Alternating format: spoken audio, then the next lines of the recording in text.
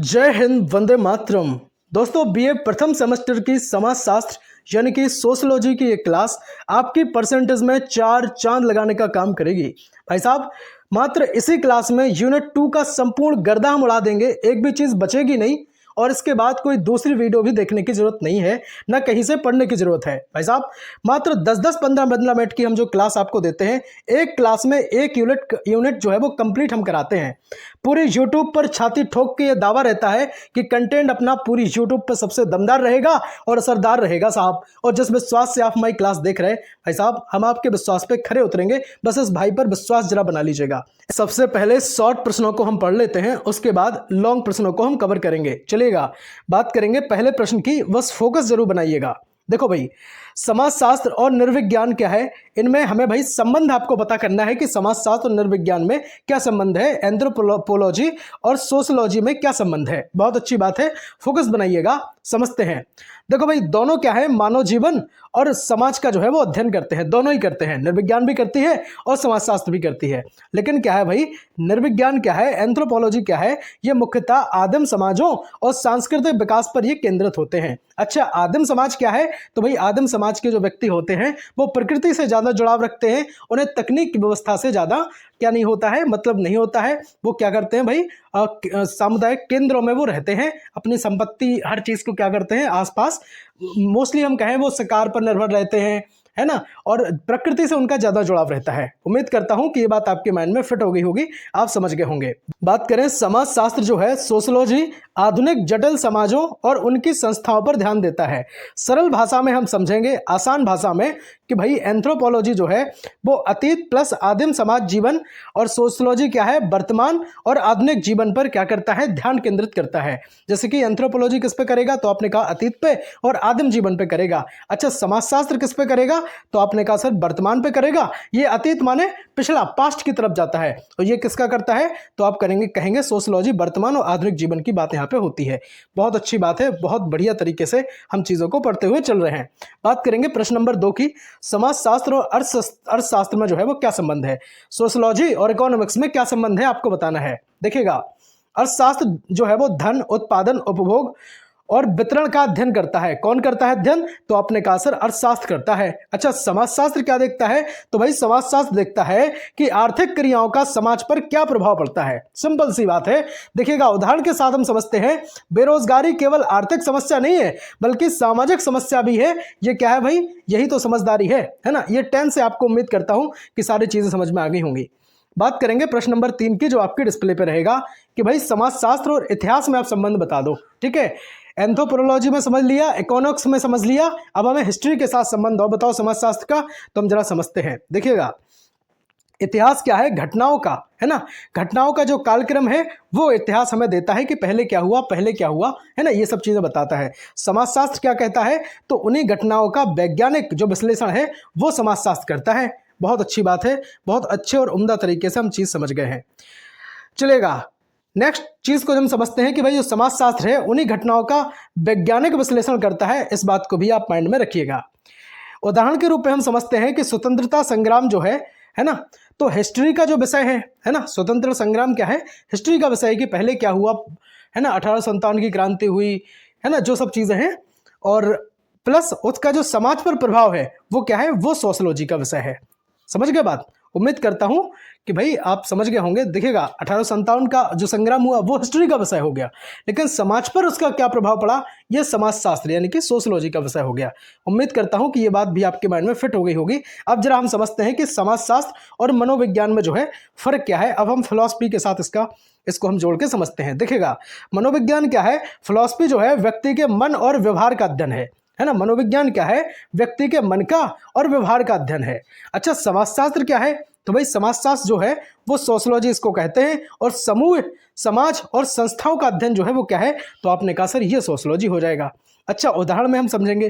देखो भाई, क्रोध क्यों आता है ना, ये साइकोलॉजी कहती है। साइकोलॉजी कहती है भाई क्रोध क्यों आता है, इसके पीछे कुछ रीजन होगा। लेकिन सोशलॉजी कहती है भीड़ में हिंसा क्यों होती है ना, ये चीज़, भीड़ में हिंसा क्यों होती है, ये चीज़ जो हमें समझाती है वो कौन समझाएगा, तो आपने कहा सर ये समझाएगा हमें सोशलॉजी, कि भीड़ में हिंसा क्यों होती है। 5 नंबर का प्रश्न है, शॉर्ट प्रश्नों को भी हम डिस्कस कर रहे हैं। इससे पहले की क्लास में क्या किया था हमने, यूनिट 1 को हमने कंप्लीट डिस्कस आपके लिए कर दिया था। बहुत ज़्यादा लंबी हम क्लास आपको नहीं देते हैं, है ना, 10-10, 15-15 मिनट की क्लास ला करके एक क्लास में हम एक यूनिट हम कंप्लीट करते हैं साहब, है ना।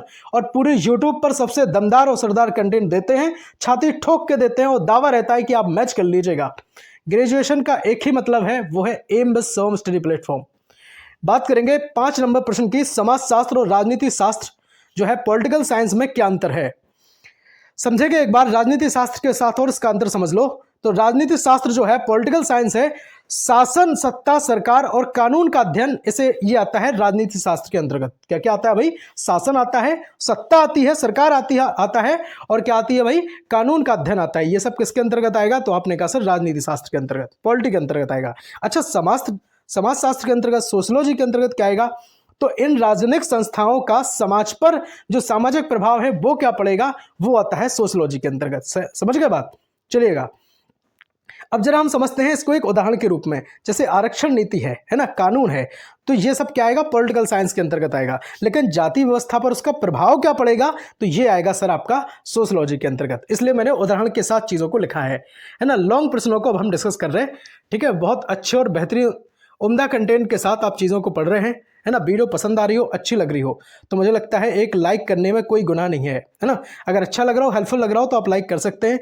बाकी बहुत सारी क्लासेस हमने आपकी शिक्षा शास्त्र की भी दी है ना, और राजनीति विज्ञान की दी है, हिंदी की दी है, और ये समाजशास्त्र की आज की दूसरी क्लास। हो सकता है कोई बच्चा ये बाद में क्लास देख रहा हो, तब तक सोशलॉजी की भी 8वीं यूनिट कंप्लीट हो चुकी होंगी, बाकी सभी सब्जेक्ट की 8वीं यूनिट कंप्लीट हो चुकी होंगी, यानी कि सब विषय कंप्लीट हो गए होंगे, है ना। अगर आप परीक्षा के टाइम पे क्लास देख रहे हैं, तो भाई मेरी आपसे यही उम्मीद है कि आप क्या करेंगे, प्लेलिस्ट आप एक बार विजिट कर लो, है ना। प्लेलिस्ट अगर आप विजिट कर लेते हैं तो आपको वहाँ पर सब पता चल जाएगा कि कौन कौन सी यूनिट कंप्लीट हुई है। आप इस पर लिखा होगा वीए फर्स्ट सेमेस्टर, और जो आपका विषय है, जैसे सोशलॉजी है तो सोशलॉजी वहाँ पे लिखा होगा, पूरा प्लेलिस्ट बनी है, और आप जैसे उस पर क्लिक करेंगे तो पूरी क्लास वहाँ पे खुल करके आपको आ जाएगी, ठीक है। यूनिट 1, यूनिट 2, यूनिट 3 करके बहुत आसान तरीके से मैंने आपको क्लास उपलब्ध कराई है।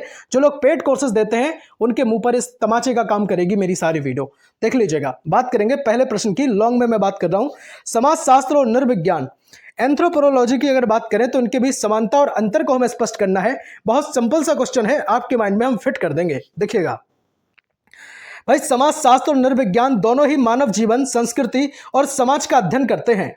इन दोनों शास्त्रों का उद्गम लगभग एक ही कालखंड में हुआ है, और दोनों का जो उद्देश्य होता है वो मानव जीवन को गहराई से समझना, ये प्रमुख इनका उद्देश्य होता है। चलेंगे भाई, समानताओं की अगर हम बात करें तो इसमें समानताएं क्या क्या हैं, तो भाई साहब दोनों शास्त्र मानव जीवन और सामाजिक संरचना पर केंद्रित होते हैं, है ना। नृविज्ञान भी और अपना समाजशास्त्र भी। बात करेंगे दूसरे की, तो दोनों संस्कृति, परंपरा, धर्म और रीति रिवाजों का क्या करते हैं, तो आपने कहा सर अध्ययन करते हैं। बात करेंगे तीसरे पॉइंट की, तो भैया दोनों शोध पद्धतियों जैसे अवलोकन, सर्वेक्षण और क्षेत्र अध्ययन का प्रयोग करते हैं। अब अंतर को जरा हम समझ लेते हैं। ये तो था कि जो समानता है वो समानताएं को हमने समझा है, अब जरा अंतर हम एक बार समझेंगे। तो नृविज्ञान क्या करता है कि यह आदिम जातियों, है ना, प्राचीन सभ्यताओं और सांस्कृतिक विकास की प्रारंभिक अवस्थाओं का अध्ययन करता है। यह क्या करेगा कि भाई यह मनुष्य कहाँ से आया है और कैसे विकसित हुआ है, जैसे प्रश्नों का उत्तर कहाँ मिलेगा, तो आपने कहा सर नृविज्ञान में मिलेगा, ठीक है। कहाँ मिलेगा, नृविज्ञान में मिलेगा। अच्छा, समाजशास्त्र क्या करता है, तो भाई सोशलॉजी जो करता है वो यह आधुनिक और जटिल समाजों का अध्ययन करता है, और यह सामाजिक संस्थाओं जैसे परिवार, शिक्षा, राजनीति, अर्थव्यवस्था आदि पर क्या करता है, तो आपने कहा सर ध्यान देता है। उम्मीद करता हूं कि आप नोट्स बनाते हुए चल रहे होंगे, लिखते हुए चल रहे होंगे, ताकि आपके एग्जाम में वॉन बीटा का काम करेगा। टेलीग्राम परिवार से जरूर जुड़ जाएं, ठीक है। कोई अपडेट देनी रहती है या कोई बात आपको के साथ शेयर करनी रहती है तो डायरेक्ट मैं वहां पे देता हूं, आपको बताता हूं। इसलिए लिंक टेलीग्राम का वीडियो के डिस्क्रिप्शन बॉक्स में आपको मिल जाएगा, जरूर जुड़ जाना। बात करेंगे निष्कर्ष की, तो नृविज्ञान मानव समाज का अतीत और आधार जो है वो दिखाता है, जबकि समाजशास्त्र उसका वर्तमान और क्या दिखाता है, विकास समझाता है।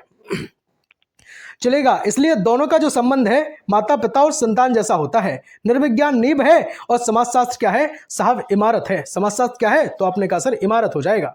बात करेंगे प्रश्न नंबर 2 की। ईमानदारी से यार लाइक कर दो यार वीडियो को, है ना, ईमानदारी से लाइक कर दो, गला बैठ जाए, लेकिन हम रुकेंगे नहीं जब तक सारी वीडियो है ना कंप्लीट ना कर देंगे और आपके माइंड में एक चीज फिट नहीं कर देंगे। समाजशास्त्र और अर्थशास्त्र में जो आपसी संबंध है उसको हम जरा डिस्कस करेंगे इस प्रश्न के माध्यम से, और आपके माइंड में एक एक चीज फिट भी करेंगे। देखिएगा, समाजशास्त्र और अर्थशास्त्र दोनों ही मानव जीवन की आवश्यकताओं और गतिविधियों का अध्ययन करते हैं। मानव जीवन धन और संसाधनों के बिना क्या है, तो आपने कहा सर अधूरा है। लेकिन केवल धन कमाना ही उद्देश्य नहीं है, बल्कि उसका समाज में प्रभाव भी क्या है, महत्वपूर्ण है साहब। ये बात हमें समाजशास्त्र सिखाती है, और भाई धन कमाना क्या है, तो ये अर्थशास्त्र सिखाती है, इसलिए दोनों इंपॉर्टेंट है। सिंपल सी बात हम जरा समझते हैं। अर्थशास्त्र का जो क्षेत्र है वो उत्पादन, उपभोग, वितरण, धन और संसाधनों का प्रबंधन, ये सब है अर्थशास्त्र के क्षेत्र में आएंगे। अच्छा, तो भैया समाजशास्त्र के क्षेत्र में कौन कौन आएगा, तो आपने कहा इन आर्थिक गतिविधियों का समाज पर जो प्रभाव पड़ता है उसको हम जरा समझते हैं। जैसे वर्गभेद है ना, असमानताएं हैं, या फिर हम बात करें गरीबी है, या फिर बेरोजगारी है और अपराध है, तो ये सब चीजें जो है वो किसके अंतर्गत आती हैं, तो आपने कहा सर ये समाजशास्त्र का क्षेत्र है। और ये धन, उत्पादन, उपभोग, वितरण, संसाधन, ये सब अर्थशास्त्र का क्षेत्र है। उम्मीद करता हूं कि आपके माइंड में एक एक बात फिट हो गई होगी। ठीक है भाई, कैसे भी करो लेकिन अपने माइंड में फिट करते जाओ, और 8वां यूनिट आप पढ़ के चले जाएंगे तो मुझे लगता है कोई आपका वाल बाका नहीं कर पाएगा। ठीक है, और बहुत ज़्यादा लंबी मैं क्लास वैसे भी नहीं देता हूं, 10-10, 15-15 मिनट की अपनी क्लास रहती है। चुपचाप से चाहे तो आराम से आप क्लास देख सकते हैं। बाकी मेजर हो या माइनर हो, हर विषय को यहाँ पे बहुत बेहतरीन तरीका से तोड़ा जाता है। उदाहरण के साथ हम इस क्वेश्चन को कंप्लीट करेंगे। देखिएगा, गरीबी जो है अर्थशास्त्र से संसाधनों की कमी बताएगा। अर्थशास्त्र कहेगा कि भाई संसाधनों की कमी है इसलिए गरीबी है। अच्छा, गरीबी जो है वो समाजशास्त्र क्या कहेगा, तो इस विषय में सामाजिक असमानता और जातिगत भेदभाव और अपराध की जड़ को बताया जाएगा। ये बताएगी आपकी सामाजिक, है ना। निष्कर्ष क्या निकलेगा समझेंगे। निष्कर्ष जो निकलता है कि भाई समाजशास्त्र जो है वो अर्थशास्त्र का संबंध बहुत गहरा है। अर्थशास्त्र हमें जीवन का भौतिक पक्ष देता है, और जबकि समाजशास्त्र उस भौतिक पक्ष के पीछे सामाजिक सत्य क्या है उस चीज को क्या करेगा साहब, तो आप कहेंगे सर उजागर करेगा। बहुत अच्छी बात है, बहुत उम्दा तरीके से इस चीज को भी हमने कंप्लीट कर दिया है। प्रश्न नंबर 3 की तरफ हम बढ़ रहे हैं, और इतना अगर आपने कंप्लीट कर दिया तो मुझे लगता है कि आपने 90% वीडियो को कंप्लीट कर दिया है। ठीक है भाई, एक और बात हम आपके साथ शेयर करना चाहेंगे। देखिएगा भाई, बहुत सारे बच्चे इस क्लास को हो सकता है हल्के में ले लें और स्टार्टिंग से ही थोड़ा बहुत देख करके बीच में छोड़कर क्लास को चले जाएं। तो आपको ऐसी गलती बिल्कुल नहीं करना है। पूरी क्लास आप देखेंगे, इसके बाद इस भाई की गारंटी रहेगी कि अगर आपका एग्जाम 75 नंबर का होता है ना, तो आपका 70+ की तैयारी अपने इस वीडियो से रहेगी। ठीक है, और अगर आपका किसी यूनिवर्सिटी में 100 नंबर का अगर आपका एग्जाम होता है तो 90+ की तैयारी जो है इस वीडियो से रहेगी। भाई पर विश्वास रखेंगे, और जिस विश्वास से आप हमारी क्लास देख रहे हैं, हम भाई उस विश्वास पे खरे उतरेंगे। जब पूरे यूट्यूब पर दमदार और सरदार कंटेंट देने का दावा करते हैं और छाती ठोक के करते हैं, तो शिक्षा की गुणवत्ता में भाई समझौता करना मुझे लगता है कि एक जिम्मेदारी से भागना ये साबित होगा। बात करेंगे तीसरे प्रश्न की। तो भाई समाजशास्त्र और इतिहास, हिस्ट्री में अंतर और संबंध पर आपको चर्चा करनी है। भाई सब्सक्राइब कर लो, जुड़ जाओ, आपके हर सेमेस्टर में हम काम आएंगे। चलिएगा, बात करते हैं भाई उत्तर की। उत्तर में क्या है कि भाई इतिहास और समाजशास्त्र का जो संबंध है वो आत्मा और शरीर जैसा है ना। इतिहास हमें अतीत की घटनाओं का क्रमबद्ध विवरण देता है, जबकि समाजशास्त्र उन्हीं घटनाओं का वैज्ञानिक और सामाजिक विश्लेषण कराता है। तो क्या हुआ बताओ, आत्मा और शरीर जैसा संबंध नहीं हुआ? किसका? तो आप कहेंगे सर इतिहास का और समाजशास्त्र का। देखिएगा, इतिहास जो है वो घटनाओं का विवरण और कालक्रम बताता है, और क्या हुआ, कब हुआ, किसके द्वारा हुआ, ये सब जानकारी हमें इतिहास से हमें पता चलती है। ठीक है। अच्छा, समाजशास्त्र क्या कहता है? तो भैया समाजशास्त्र क्या करता है, तो इन घटनाओं के पीछे छिपे हुए जो सामाजिक कारण थे या क्या प्रभाव पड़ा है ना, क्यों हुआ और समाज पर इसका क्या प्रभाव पड़ा, ये बात की जानकारी हमें समाजशास्त्र ही मिल सकती है। चलेगा, बात करेंगे उदाहरण के साथ, हम इस चीज को कंप्लीट करेंगे, उसके बाद नेक्स्ट क्वेश्चन की बात यहाँ पे अपनी होगी। देखिएगा, 1857 का जो विद्रोह है, इतिहास बताएगा कि यह विद्रोह कब हुआ और कैसे हुआ। अच्छा, समाजशास्त्र क्या बताएगा, तो कि इस विद्रोह ने भारतीय समाज में राष्ट्रीय चेतना, एकता और स्वतंत्रता की भावना कैसे जगाई, ये बात कौन बताएगा, तो आपने कहा सर ये बात बताएगा हमें समाजशास्त्र। बहुत बढ़िया, बहुत अच्छी बात है। निष्कर्ष हम जरा निकालते हैं। क्या निष्कर्ष निकलेगा? इतिहास बिना समाजशास्त्र के अधूरा है और समाजशास्त्र बिना इतिहास के आधा है। दोनों मिलकर हमें समाज की संपूर्ण तस्वीरें जो है वो दिखाते हैं। तो ये चीज यहां से कंप्लीट होती है, निष्कर्ष यहां से निकलता है। बात चौथे प्रश्न की करेंगे, इसके बाद लास्ट एक प्रश्न रहेगा और ये वीडियो कंप्लीट हो जाएगी। चलेगा, अभी तक अगर समझदारी बनाई है, वीडियो को देखते चल रहे हैं, तो लास्ट 2 प्रश्नों को और कंप्लीट कर लो। देखो, समाजशास्त्र और मनोविज्ञान के बीच के जो संबंध है उसको हम जरा समझते हैं। अभी तक जिन प्रश्नों को आपने छोटे रूप में समझा था, शॉर्ट में समझा था, उनको हम जरा लॉन्ग में समझ रहे हैं। देखो भाई, है कुछ नहीं, बहुत अच्छे से समझेंगे बस।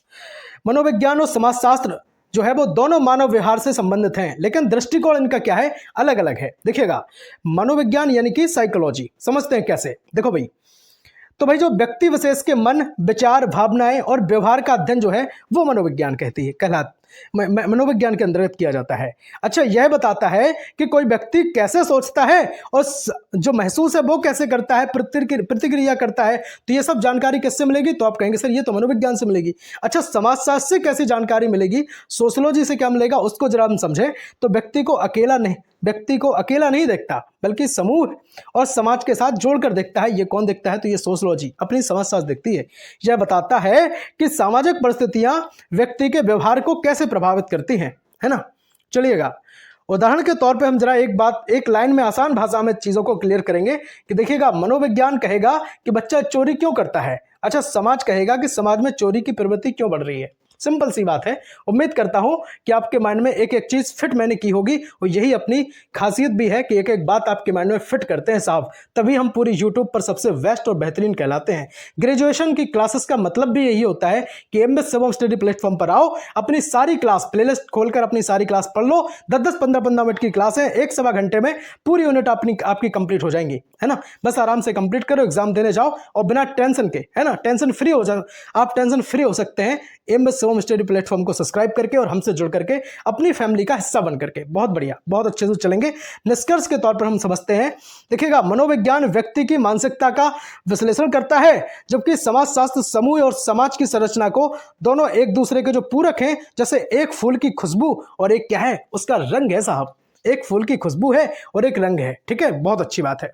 5वां और लास्ट प्रश्न इस वीडियो का आपको मिलेगा, समझेंगे, थोड़ी सी और समझदारी बना लो, अच्छे से कंप्लीट कर लो। इसके बाद अब कुछ भी पढ़ने की जरूरत नहीं है, कहीं से भी पढ़ने की जरूरत नहीं है, ना मॉडल से ना कहीं से, बस समझो एक बार। बात करेंगे 5 नंबर प्रश्न की। समाजशास्त्र और राजनीति शास्त्र जो है, पॉलिटिकल साइंस का तुलनात्मक अध्ययन हमें करना है। समझते हैं एक बार।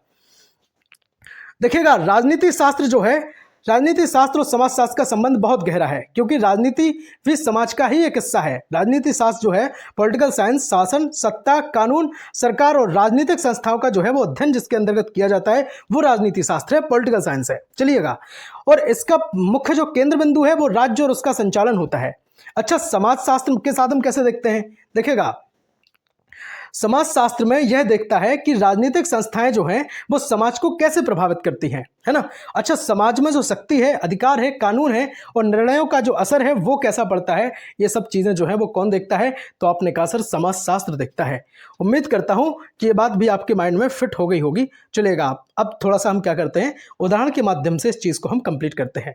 बहुत अच्छी बात, बहुत बढ़िया। देखिएगा, राजनीति शास्त्र जो है वो बताएगा कि संसद का गठन कैसे होता है, ठीक है, कानून कैसे बनते हैं, ये सब कौन बताएगा? तो आपने कहा सर राजनीति शास्त्र बताएगा। पॉलिटिकल साइंस में ये सब चीजें व्यवस्था होती है कि किस अनुच्छेद के अंतर्गत हो, क्या व्यवस्थाएं हैं, वो सब यहाँ पे होता है। अच्छा, समाजशास्त्र क्या बताता है? तो उन कानूनों का जो है समाज की जाति व्यवस्था, शिक्षा, रोजगार और असमानता पर क्या प्रभाव पड़ेगा, ये जानकारी जो हमें देता है वो कौन देगा? तो आपने कहा सर ये सब जानकारी हमें समाजशास्त्र से ही मिल सकती है। उम्मीद करता हूं कितनी जानकारी आपके माइंड में फिट हुई होगी। जरा निष्कर्ष हम समझ लेते हैं।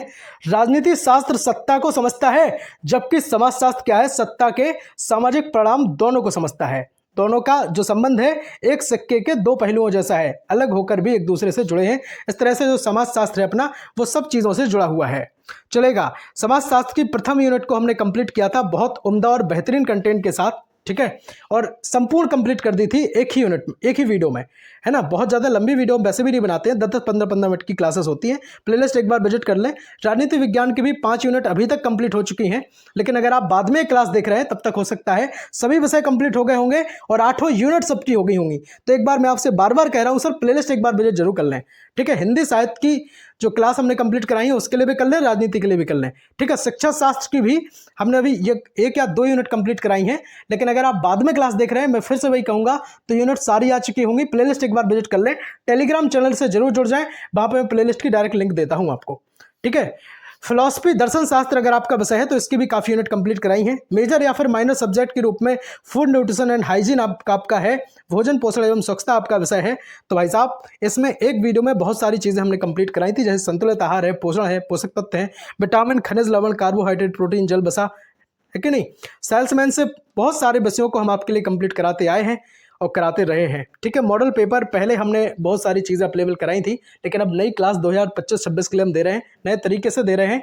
चलेगा, बताइएगा जरूर एक बार क्लास लगी कैसी है, और ईमानदारी से वीडियो को शेयर जरूर कर दो यार दोस्तों को, है ना। और बता जरूर देना क्लास लगी कैसी है और किस यूनिवर्सिटी से आप मेरा ये वीडियो देख रहे हैं, एक बार जल्दी से कमेंट में लिख जरूर देना। हम जानना चाहते हैं कि आप सब जो वीडियो है वो कहाँ से देखते हैं। बाकी सभी यूनिवर्सिटी के लिए वीडियो हेल्पफुल रहेगा, इंपॉर्टेंट रोल जरूर प्ले करेगा। चलेगा, मिलते हैं अगले वीडियो में, तब तक के लिए जय हिंद, वंदे मातरम, भारत माता की जय, हर हर महादेव। एक बार लाइक जरूर कर दो लेकिन क्लास को, है ना, ईमानदारी से लाइक कर दो। राधे राधे।